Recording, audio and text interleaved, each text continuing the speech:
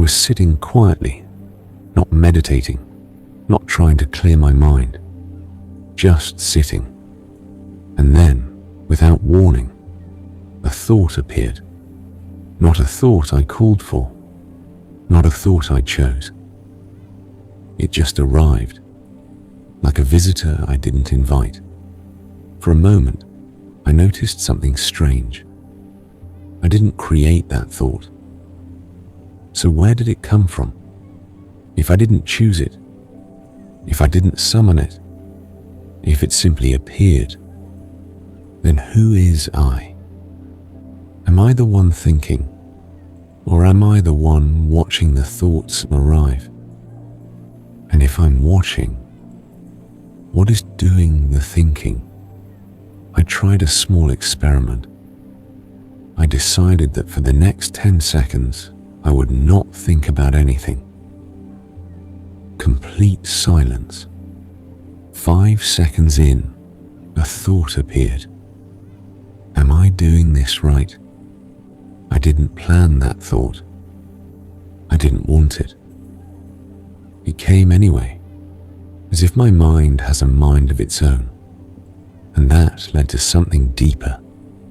If my thoughts are not fully mine, if they arrive without permission, then what about everything else?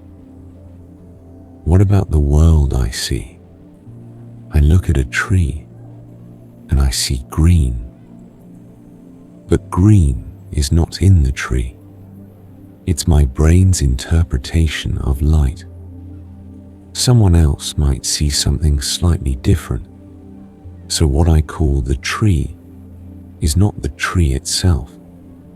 It's my version of it. The world I see is not the world as it is.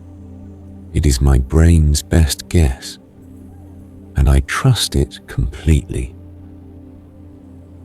Sometimes I argue with someone. I'm certain I'm right, and they're certain they're right. We're looking at the same situation, using the same facts, and yet we see completely different things. Not because one of us is lying, but because perception is not shared.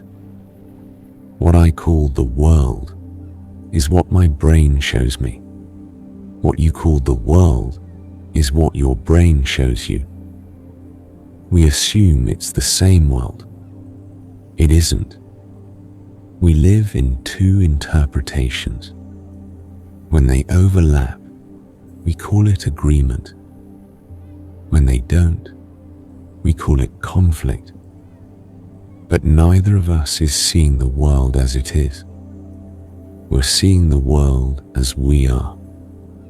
And then the question becomes uncomfortable. If my experience of the world is constructed inside my mind, how do I know there is a world outside my mind? I can't step outside my perception to check. I can't compare my experience to reality itself, because the only access I have to reality is through experience, which is inside my mind. There's a version of this that goes further. What if right now I'm not sitting here? What if I'm somewhere else entirely? In a room, alone? What if everything I think is happening isn't? Every person I've ever known, every conversation I remember, every choice I think I made, all of it just a story my mind is telling itself. Not because I'm losing my mind, but because minds do this. They create worlds. They fill gaps. They build continuity. And once something feels real, we stop questioning it. I don't believe this, but I can't prove it's not true. And that stays with me. Not as fear, not as paranoia, but as humility. Because if I can't be completely certain of the world outside my mind, maybe I should hold my certainties more lightly. Maybe the things I'm absolutely sure about are just interpretations, strong ones, useful ones, but interpretations nonetheless. This doesn't mean nothing is real. It means real might be more complicated than I thought. It means my version of reality is not the only version. It means when someone sees the world differently, they're not necessarily wrong. They're just standing somewhere else. I notice this most in small moments. A friend cancels plans, and I feel hurt. But maybe they're exhausted. Maybe they're overwhelmed. Maybe they didn't even notice the way their message sounded. I built a story. They're living in a different one. Both feel true. Neither is complete. The world I experience is half the world, half me. I can't separate them completely, which means every judgment I make, every conclusion I reach, every certainty I hold is built on a version of reality I can never fully verify. And somehow, that doesn't make me feel lost. It makes me feel lighter, because if my perception is limited, then my mistakes make sense. If my view is partial, then disagreement is natural.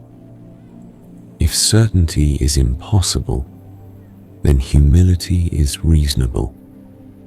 I don't know if the world exists outside my mind. I don't know if you're real or if I'm real, or if real even means what I think it means. But I do know this. I experience something. You probably experience something.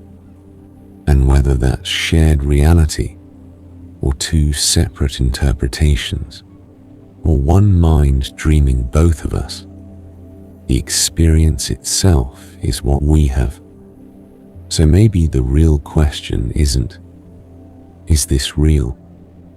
Maybe the question is, what do I do with this experience while I have it? Do I treat it as absolute? Or do I hold it gently? Do I insist my version is the only one? Or do I leave room for the possibility that I'm only seeing part of the picture? That question doesn't require certainty. It only requires presence. The thought I didn't choose is still here, arriving, departing, arriving again. I don't control it. I don't fully understand it. But I can notice it. I can watch it come, and I can watch it go. And in that small space between the thought and the noticing, maybe that's where I actually am. Not in certainty, not in the answer, but in the awareness that I'm inside something I can never fully see. And maybe that's enough.